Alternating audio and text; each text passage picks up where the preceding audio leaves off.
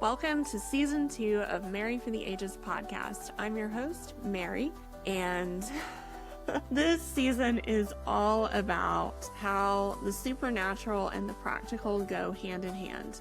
Spirituality and physicality are not separate, they go together, and living rooted and grounded in your body makes way for incredible spiritual mountaintops. Our guest will be talking about how God met them at the intersection of faith and practicality. Enjoy the show!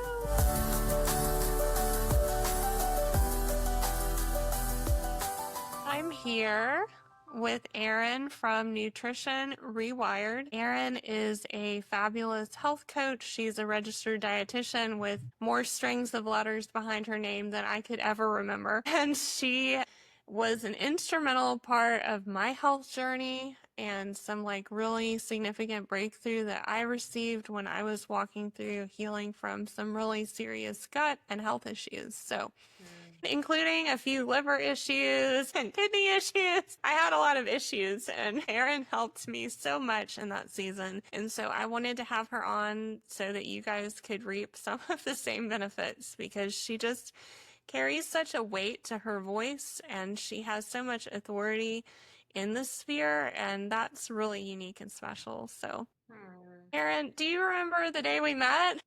Oh my gosh, yes, I remember. And we were introduced through a mutual friend, right? And just the way your case was presented, and you had just gone through the ringer in terms of protocols and supplements. And I just remember just the energy that you brought, even though it was virtual. It seemed like you were just tired, like very tired of everything that you were going through and just not seeing the results that you wanted to see. I mean, I see this all the time in my practice. I've been there before, where it's just like, what's next for me? You're just kind of starting to get to the point where you're ready to lose hope on your healing journey, because it seems like nothing is going to work. And you had tried so many restrictive diets and this and that. And my heart just hurt for you at that time. Yeah, that was really a nuts time. I think before I came to you, I had been on an all fruit and vegetable, no nuts, no seeds, no grains, no nothing, for probably 3 months. And I was just so tired. I was skinny and, my skin was glowing, but everything else about me was not happy. It was way too much fiber. I was not eating any protein to speak of. I mean, it was really exhausting. And I think the thing that stood out to me was I realized in that session with you how afraid of food I was. I had just developed massive fear around food. I was like, because if I eat this, then this might happen. And I don't know that I had ever been in such a pickle. Do you see a lot of people that are afraid of food in your practice? Every day, I would say. Even today, I just got off with a client earlier, and she's lost so much weight. She's just so afraid to eat food because of, you hear so much online and you read all these things about food being the solution. If you could just get on the perfect diet, if you could just cut out this food, that food, you're eating too much histamines or lectins it's exhausting. And then it does create a fear in an area of life that we need to survive, which is so incredibly challenging to recover from, because it's not like, drugs or alcohol. You don't need those things to survive, right? But food, we can't live without food. And that's what makes it very challenging when we're faced with food multiple times a day, every day, and we don't have a healthy relationship with it. Yeah. Well, and I mean, I even think about the community aspect of food too. Not because, you go eat with people and you're terrified of food, and then you're not really enjoying yourself, and then you're losing social connections because of your relationship to food. Yeah. Yep. I see that all the time. And I've also experienced it myself. I became very isolated in my own journey because I was so limited that eating out was not an option for me. And that only further worsened my health overall, right? Spiritual, mental, those things. And most people experience that too when they go through similar things. Wow. Well, and how did that Because, now I think you live in so much, like, you're a very rooted person. Like, you're very calm, measured, weighted. I think you've really talked a lot about, like, the connection between peace and your gut health a lot. But how did you what was your journey? What was your story? How did you arrive there? Yeah, and I'll try to keep it as short as possible because I don't want to make this all about me, but I think it's powerful to tell your story, and especially when there's parts of it that maybe people don't consider a part of their healing journeys, and I say these things to give people hope and maybe provide some insight. But from a very young age, I grew up dealing with digestive issues. If we put together a list and we think of all the things that maybe were creating imbalances from the beginning, we had trauma in our household. My father struggled with severe mental health issues, both schizophrenia and bipolar. So that was a big part of my nervous system dysregulation starting at a very, very young age, coupled by just a really sensitive gut. My digestive system was always very unhappy. It was formula fed, mostly on like a soy formula. And they just kind of chalked it up to lactose intolerance because I had stomach aches all the time. And well, they say, well, she had pizza and she had ice cream and, every kid's birthday party, basically. And I never really addressed it. I just kind of accepted that I would constantly have a stomach ache unless I ate basically saltine crackers and chicken. And it wasn't until I got into my high school years that I started questioning, like, this isn't really normal. None of my friends deal with horrible gas and horrible bloating and sensitivities to all these foods. So I started to become a little bit more curious, and usually curiosity leads you to online, Google, which is a very dangerous rabbit hole. And I That's what I found mean. Like, if you get on Google, and you Google your symptoms, it's like you have 3 days to live? literally, I always say if you go looking for something negative, you're going to find something negative. So, yeah, I started looking to online resources. I started following influencers on social media, and it then actually became this like horrible relationship with food, and I was now kind of obsessed with my body image. I had just gotten out of a terrible relationship. I started using stimulants and became very addicted to them. There's so much in between that happened there, that then further worsened my gut health and my hormones and all the other things, that when I finally got to the point where I was leaving for college, I was feeling super lost. And it was just a very sad place for me. I actually remember one of my friends, Malia, she started inviting me to go back to church. And I grew up in a Catholic household, and it was a period of my life where I just look back on my journal entries and I was like in this vicious cycle of depression and anxiety and just very lost, especially because I was now moving out of being a full-time athlete and having this whole identity crisis of who I was and putting my worth in my body image and so many of the wrong things that we now know are not what we should be doing and walking in faith. And she invited me back to church. And that was kind of when I started addressing some of the more mental health challenges that I was struggling with. And I decided to start studying nutrition once I got to college because I was selfishly thinking I need help. And every doctor that I go to is basically just telling me to take a new medication, from reflux medication to birth control to laxatives, fiber supplements, and it's not Wait, working. laxatives and fiber supplements at the same time? Yes, and I hear this from clients all the time, and I'm like, don't they have anything else in their like bag of tricks anymore? I mean, it's starting to be kind of repetitive here. I was tired of it, and I really wanted to heal, not just physically, but emotionally and spiritually. I was really determined, and I was kind of at the point where maybe you were when we met, of like, there's something missing here, that it's not going to be another supplement. It's not going to be a restrictive diet.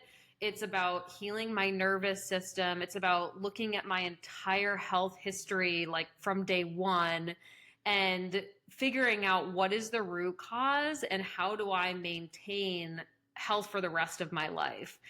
And so that's where I started to learn about nutrition, and I went to school to become a dietitian. And that alone wasn't even where I stopped. I went and did my own research and just really put my head down in the books and became obsessed, absolutely obsessed with healing myself. And yeah, I mean, we talked about faith off air a bit here, and that was a huge part of my journey. Growing up in a Catholic household, that was kind of always foundational for me, but I wasn't actually practicing it.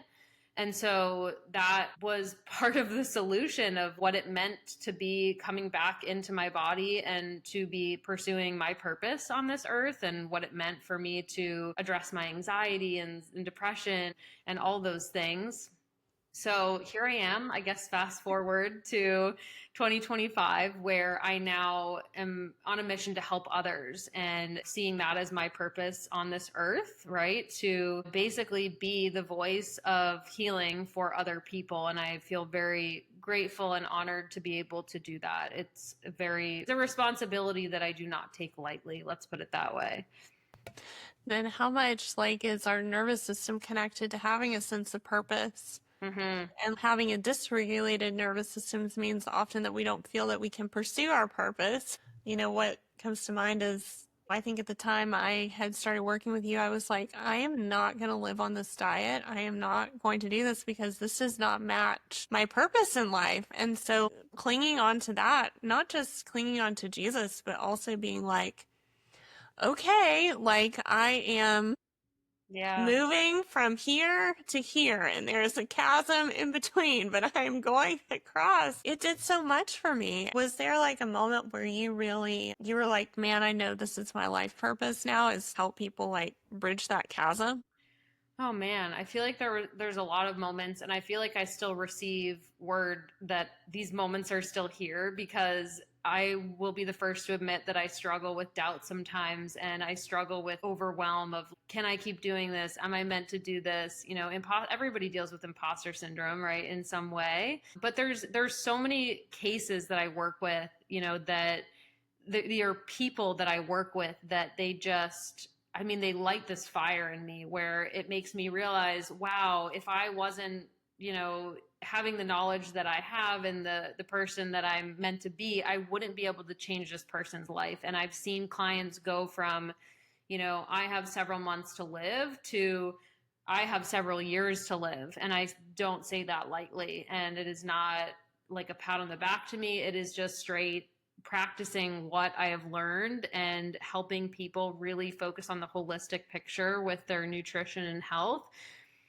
And I mean, that's a no brainer. Like, I tell people I'm good at one thing and this is it. I know you can say I'm good at other things too, but I have honed in on this one part of my life and I have obsessed over it and made it my mission. And therefore, there's no other option for me. Even if I wanted to, like, go scoop ice cream at an ice cream shop, I couldn't deny the fact that I'm able to help people in a way that can change their lives. And I love it. I love, love, love it. But for me, I mean, when I went through my own journey and what I had been through, I realized that other people were walking through that same journey. And that scared the crap out of me, to think, wow, other people have to go and walk through what I just went through, and they might not make it out on the other side the way that I did.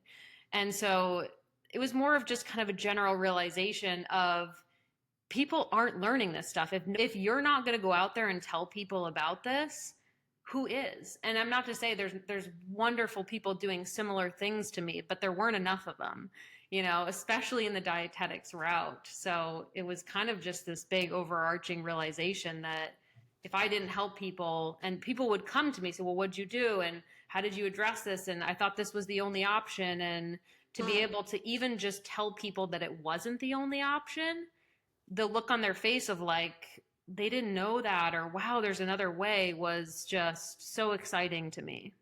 Wow.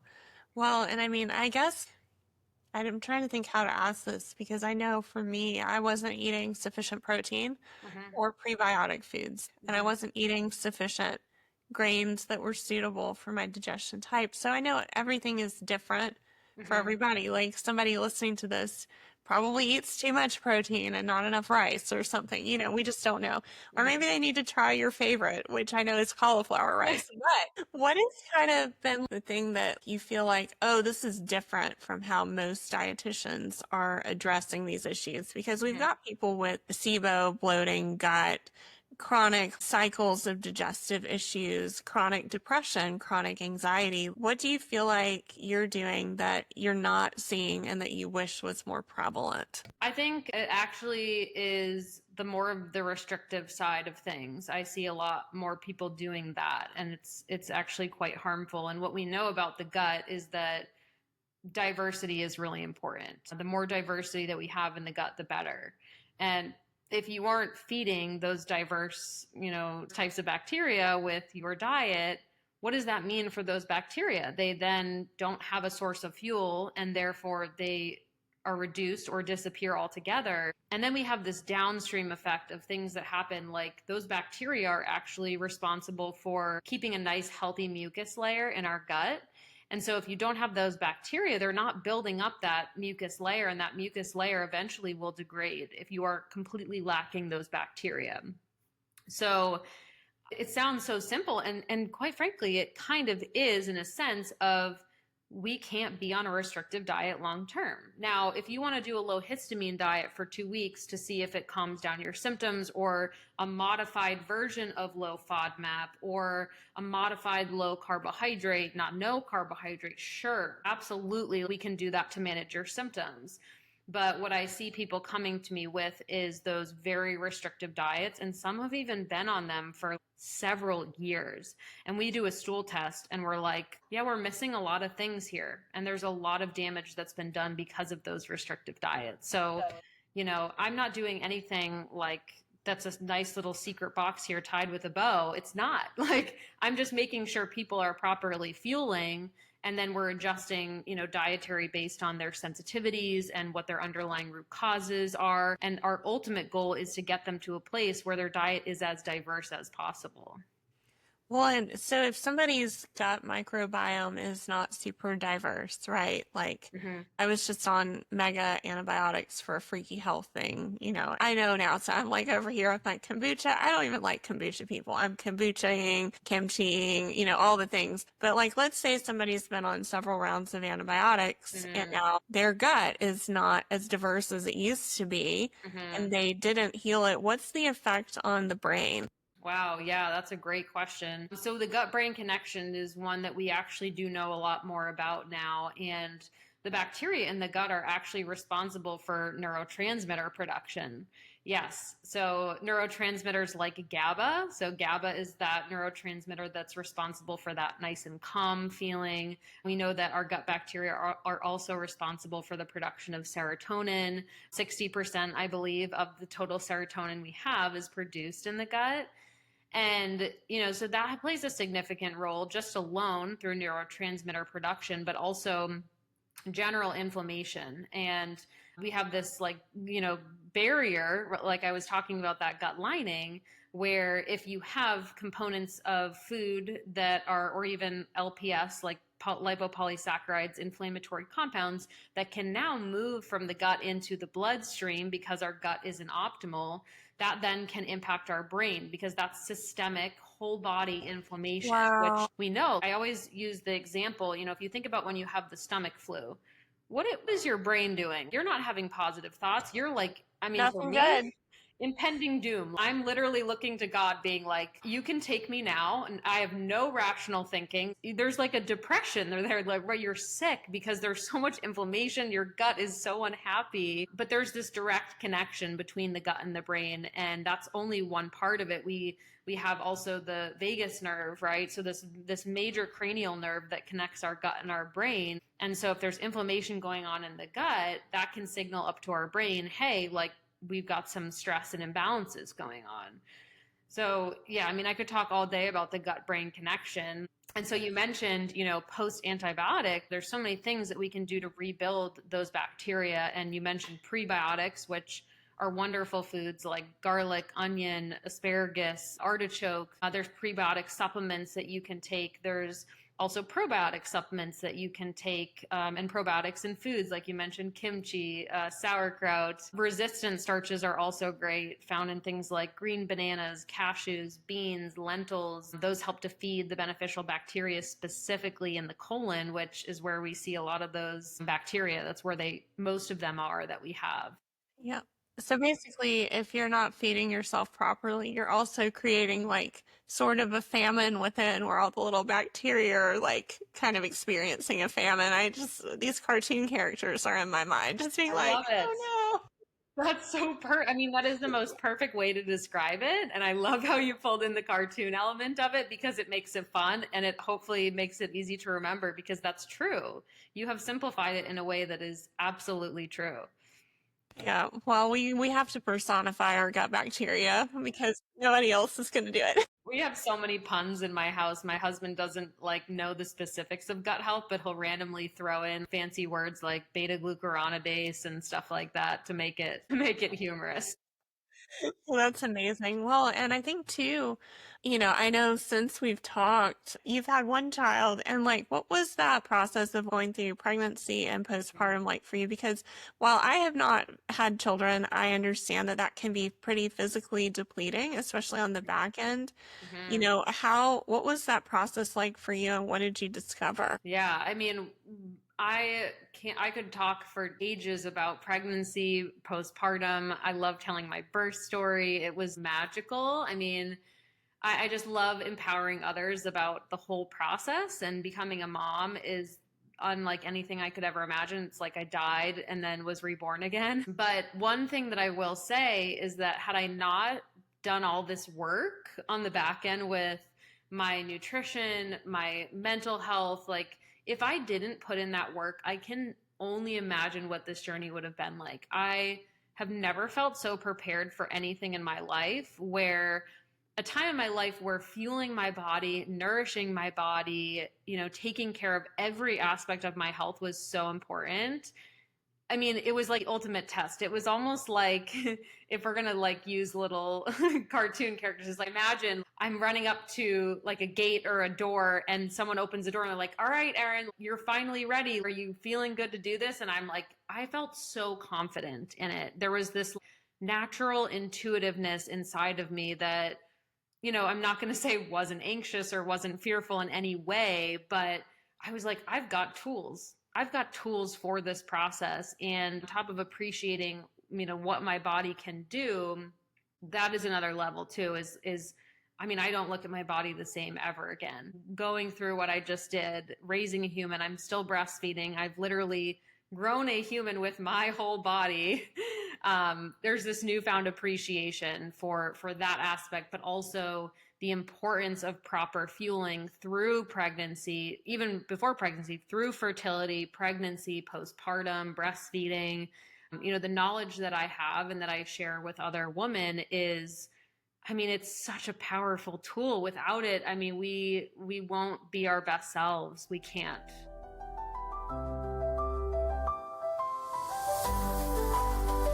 If you have enjoyed this podcast, you will probably enjoy an upcoming course that I am teaching online on healthy living, and it is called Living Whole. This course can be found on my website, maryfortheages.com, MARIfortheages.com, and it is all about the story of how I walked through really significant health crisis in 2020 and came out on the other side rooted, grounded, and much more whole. The course discusses healthy and practical ways that you can build routine and stability into your life, but also addresses the theology of why taking care of our bodies is so important and how it paves the way for a supernatural life. You can find this on maryfortheages.com. To be notified when the course is live, sign up on Substack at Mary for the Ages.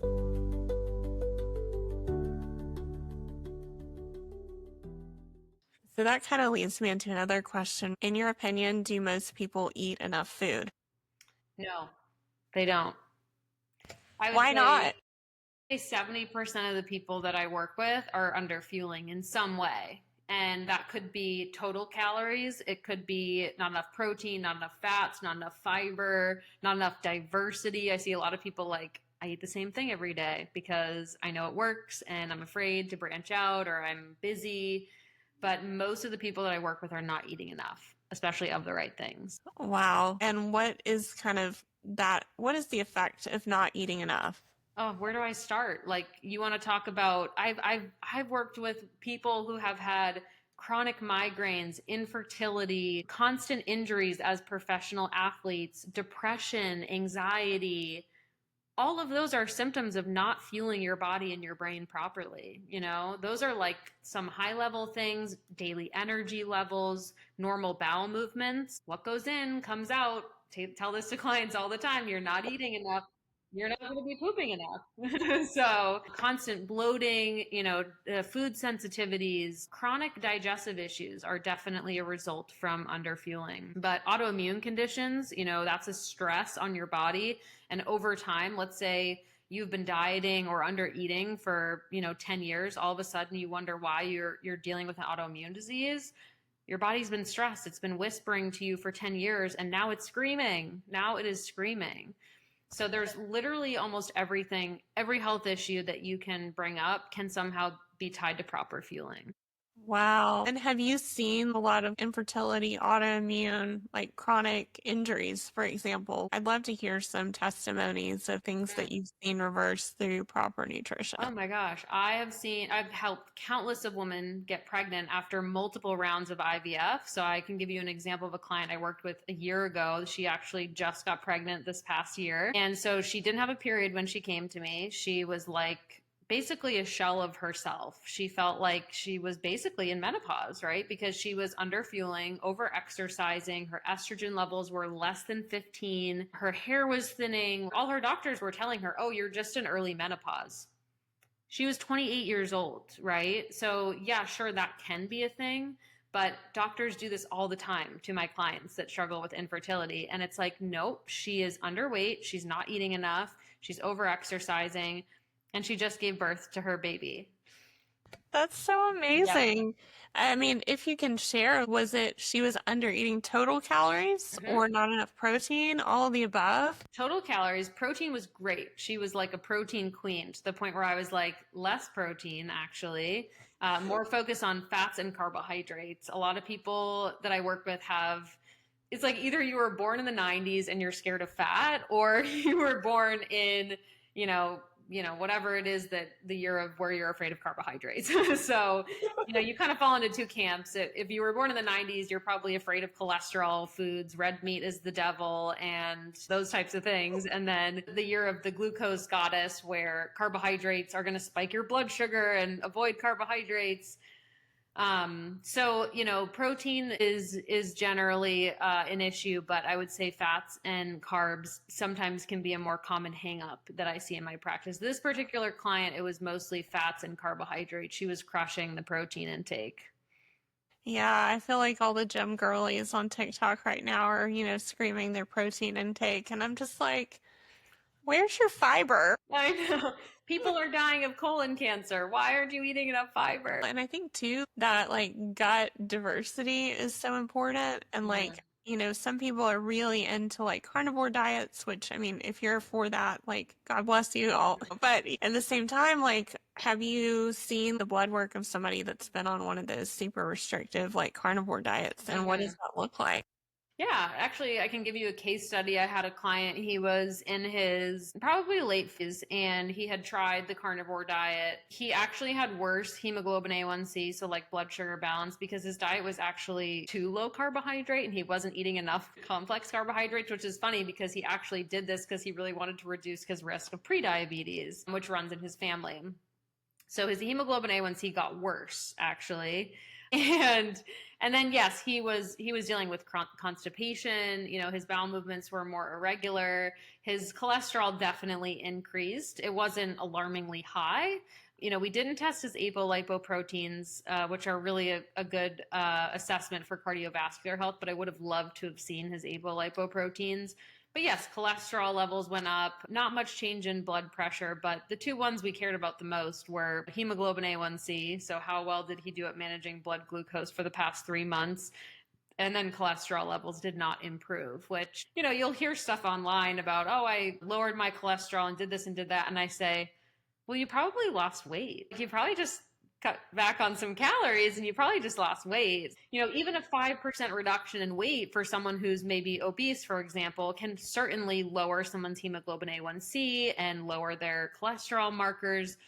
Was it the carnivore diet or was it because you lost weight because you weren't eating as many calories, you know? So there's a lot of confounding variables that I don't think we take into consideration when someone says, I did the carnivore diet and then XYZ happened. It's more like, what was your diet like before? What was your weight before? What was your even like relationship with food like before? You know, were you binge eating? Were you, you know, sometimes people use these restrictive diets to control an unhealthy relationship with food because it gives them rules, and people really, really like rules. They do. Yeah. Well, and two, I'd be curious to know, like, because I know we're talking a little bit about faith and peace and what Mm-hmm. have you, but like switching gears just a little bit, I'd be curious to know, people are wanting peace really bad all the time. And Mm-hmm. I would be curious to know as what your opinion on finding peace through actually taking care of your body looks Mm-hmm. like. Could somebody like let's say you're carnivore dude got his hemoglobin straightened out, would he be more likely to experience peace? Mm-hmm. Is that something that you see a lot?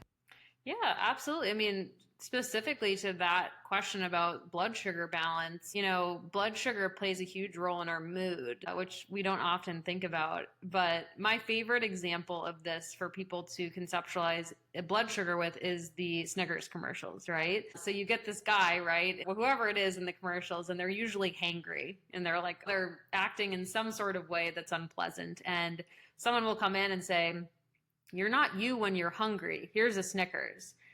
They're literally saying, you're a miserable human being when your blood sugar is low. Have sugar, and that will raise your blood sugar. And what happens? He eats the Snickers, and all of a sudden he's happy again. That's literally us on a daily basis if we're on this roller coaster of poor blood sugar balance, where really, really big highs and really, really big lows can lead to changes in our mood. And that is well documented in research. That's not like a suspicion, it is just a fact. So when we manage our blood sugar by eating regular balanced meals throughout the day, we're looking somewhat like this nice little small ups and downs throughout the day.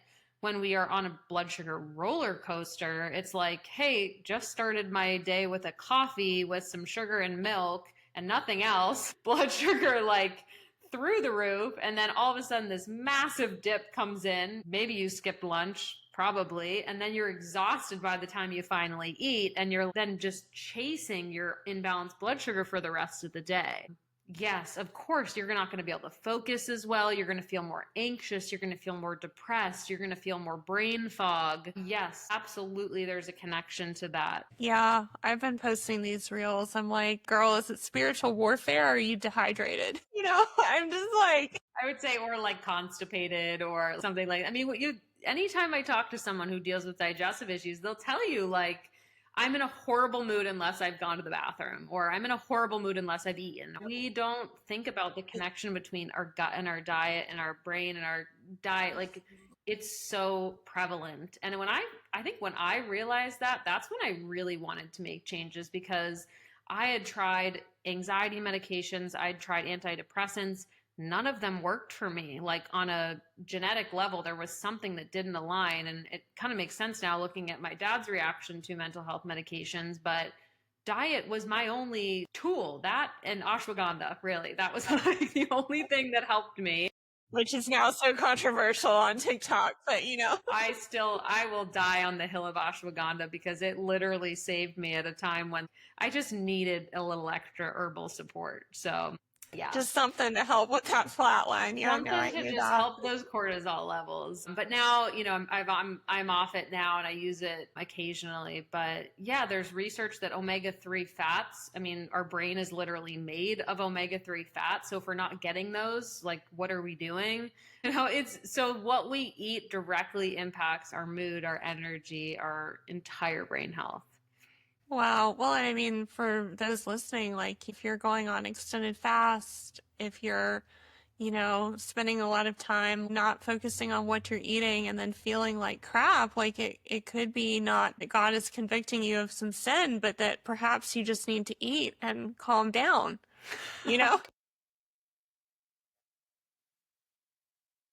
It's true though. It really, I mean, I see these cases in my practice, and sometimes the inflection in my voice wants to be similar to what you just did, but I can't. I have to remain professional, and I have to say, well, here's the science behind, X, Y, and Z, and let's try that. But sometimes I do just want to say, have you ever tried eating a piece of bread, or getting a chicken breast into your diet, It's just, yeah, it brings some lightness, because I think a lot of people carry this heaviness with their journeys in these certain aspects that we're talking about. So it's not at all to make fun of it. It's more just to say, like, let's try not to take it so seriously and think that what we do has to be so extreme. Any sort of extreme in the health and wellness field, straight to jail. Straight to jail. Like, it's just major red flags. Major, major red flags. I know. Well, and there's so much extremism in everything, and I think Mm-hmm. these extremities really they're a disservice because a lot of times they split us from the physical and the spiritual world, I believe, are completely and totally interconnected. And so for me, like, things were pretty funky all the way around. But as I started to straighten out my physical life, my spiritual life improved because I had stability in one Right. area. And Mm-hmm. it became like a resting place that I could then rebuild from. Mm-hmm. Yeah, that's so beautifully said. I don't think I ever got to share this with you, but the summer after the summer we worked together, I was still having some funky symptoms, and I had really improved a lot. So I had, well, share all my business on the internet. I had a urinalysis done Mm-hmm. and they found black mold in my gut, which Mm, we wouldn't have picked up on the stool test. Again, all my information on the internet. But what the practitioner I was working with was running through my test results. mm-hmm. And he was like, and your dopamine and serotonin are perfect. And I was like, wait, no, go back to that Yeah. because I was diagnosed with PTSD in 2017. Mm-hmm. And I had gotten a clinical reversal of the diagnosis, but that is as close to proof as I would ever have found. And my Mm. serotonin and dopamine levels were perfect. Wow. Not just normal ranges, excellent ranges, which shouldn't have even been possible with black mold in my gut. Yeah. Wow. And so when I say that, writing about spirituality on the internet, it is coming from a very stable place Mm-hmm. Mm-hmm. where it's like, no, actually, mentally, physically, emotionally, it's healthy. Mm-hmm. And that's totally different. Just for anybody listening, I would just encourage you to check out Erin's social media because she has so many resources available on ways to clean up your diet to improve gut and microbiome diversity. But another part of the testimony that I had after working with Erin was that, and I wasn't expecting this, and I really wanted to touch on this as well. Like most people that have been alive since the internet began, I had really poor body image and was really struggling with some disordered eating where I would chronically undereat and feel really great about what I was doing. And I don't remember, I think it was probably our second call together, but you said something to me about that, and it was like everything just changed. Mm. I don't even remember what you said, but there was such a weight in the way that you said something. It just changed. And I allowed my body to gain a pretty high amount of weight after that, and it re-leveled and then went back down. Mm-hmm. But I did so feeling very rooted and grounded in my body and Mm-hmm. not freaking out as much as I could have. And, it was just really powerful. So I'd be curious to hear what are you seeing with people that are experiencing body image issues or, somewhat disordered eating? Are you seeing a lot of turnaround in that? And if so, how'd you do it? Yeah, and this is it's such a loaded topic. Eating disorders are one of the top causes of death, even when it comes to mental health issues. And they don't discriminate. body size, gender, race, like they're prevalent everywhere and everyone. I work with women who are in their 70s who are dealing with eating disorders, who've had them their whole lives. And there's just blocks where they're so stuck in their, disordered eating habits that we're undoing 70 years of work. I work with, clients who are 14 years old or 11 years old who are growing up in this day and age, and they're just seeing things on social media and being triggered in certain ways. But we have to remember that eating disorders, right, are a mental health issue, and so there's many reasons as to why someone can be engaging with disordered eating. Clients that come to me often, they're dealing with digestive issues, and they've tried these restrictive diets, and no surprise, right? At that point, once you're bloated all the time, you feel like you're gaining weight constantly, you feel inflamed and swollen. It's really hard to make peace with your body and then to also develop a healthy relationship with food. And then there's clients that are pursuing health for good intentions, and then they see their body change and they kind of become a little bit obsessed with it, and maybe they start to become a little orthorexic, where this whole era of I can't touch a processed food or I'm going to be tainted, right? Like there's so many levels of disordered eating that I see. Seed oil. Yes. Somebody's triggered right now. Oh my gosh. Yeah. Everybody take a deep breath. It's going to be okay. There was sunflower oil. There's sunflower oil in your crackers. You're going to be okay. But I don't work like solely with clients who have eating disorders, but it typically does come up in conversation because of everything else going on and what we're working with. But I think purpose is a huge part of it. Faith is a huge part of it. When people are finding success is because we're dealing with deeper stuff. We're not just like, oh, look in the mirror every day and say you love yourself. Like it's, all right, like what are we doing here on this earth? And what is the root cause here? Are you lacking a sense of control? Are you dealing with trauma from your childhood? Are you dealing with body dysmorphia? Like then we can make progress, but it's deep work, and it takes a lot of time.